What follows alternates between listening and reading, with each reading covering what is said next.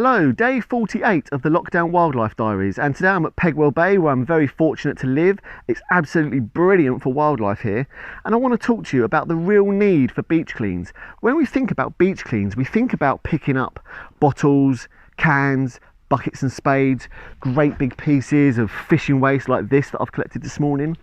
But in this blog today, I want to show you what all that ends up like. If we don't pick it up when it's big, it ends up small, and it ends up so small that it's pretty much impossible to clear, and then continues to be a hazard to our wildlife until we pick it up. Now last year, 2019, Thanet District Council declared a climate emergency, so I'm not really sure what that means. There's nowhere near enough help from them. We also have well over 40,000 people in the district of Ramsgate where this is, and there's only a few people that I know of that really get down here and make the effort to clean it up, and all those people are genuine heroes, absolutely brilliant. But there is over 40,000 people in Ramsgate. There should be people down here all the time trying to pick up the rubbish, but we all need to really focus on this problem. So I'm going to try and highlight to you what all the rubbish that's washing up from the channel and from our beaches and from other countries. I want to show you how it ends up. So here I am now at the cliff's end. This is where the cliffs end in Thanet, and that's why over there where the Viking ship is called Cliff's End.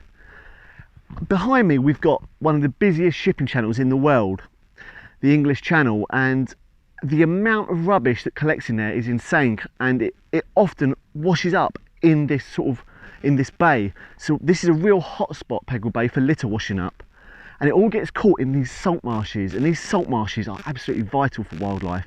And all along here we've got the seaweed being washed up, and in amongst it all is that fine plastic rubbish, and we cannot clean it up. Basically it's all been overgrown into it, so it hides all the plastic, and it's all in amongst all this dead seaweed. It's so small and it's really hard to film. I've tried filming it with my gimbal camera, I've even tried filming it with my drone at low level, but I can't film it. So in amongst here you can see all these little small bits of plastic, and what I've done is I've picked a few little bits up, and the whole point of this blog is the fact that this is small plastic that it's pretty much impossible to clear. Come on Kaz, shift it. And so here's some of the stuff I found. Look at all this small stuff, and I find lots and lots of these shreds, these little shreds of coffee cups, and they break down into shreds, and what happens is they actually tear off like that and end up into smaller and smaller pieces.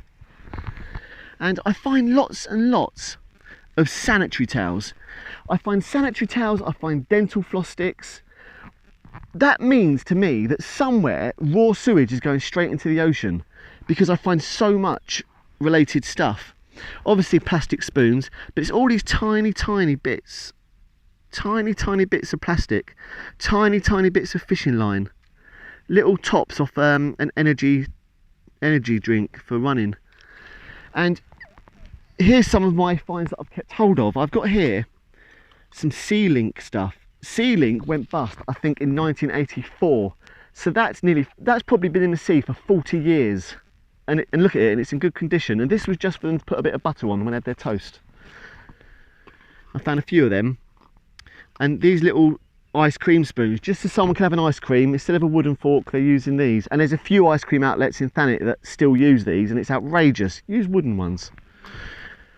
I haven't found this. This is my little measuring stick. Hoverloid used to operate here, and I find Hoverloid cutlery container. This is a little coffee spoon, just so someone can stir the coffee. And these are from fishing nets. So this is my point, and we can't clear it up. Honestly, it's impossible. And this is what it's ending up to. All these tiny bits of plastic. So we've got to try and stop it at the source, and every single bit we find we've got to pick up, because this is the problem. And if you get a chance, please come down to Pegwell Bay at Cliff's End and have a little walk along and see for yourself the real problem. It's a great way to highlight to kids. If you work in an educational facility or you look after children, bring them down here and show them the real issue with the plastic, because it's not about, oh, someone's left their bucket and spade on the beach. This is the real issue, and I'm finding it caught up on birds' legs and all sorts. It's always in birds' nests. It's really sad. So get yourself down to Pegwell Bay when this lockdown's sorted and have a look at the real issue of our plastic waste. Brilliant. Thanks for watching. Cheers.